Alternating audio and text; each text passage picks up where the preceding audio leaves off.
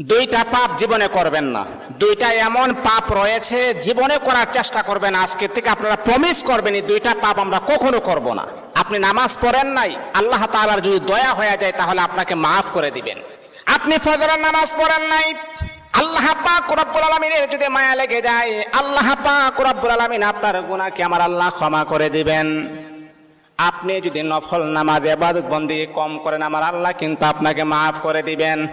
কিন্তু আল্লাহর নবী বলেন দুইটা এমন জঘন্যতম পাপ রয়েছে, এই পাপগুলার ক্ষমা আমার আল্লাহ জীবনে কখনো তার বান্দাকে করবে না। দুইটা পাপ এমন জঘন্যতম পাপ, এগুলা করা যাবে না। এক নাম্বার হচ্ছে অন্যের হক নষ্ট করা। অন্যের হক কখনো নষ্ট করবেন না। আজকে নিজের ভাই বোনের হক নষ্ট করে দেয়, অন্যের হক নষ্ট করা যাবে না। দুই নাম্বার হচ্ছে আল্লাহ পাক রব্বুল আলামিনের সাথে শিরিক করা। যদি কোনো বান্দা আল্লাহ পাকের সাথে শিরিক করেন, আমার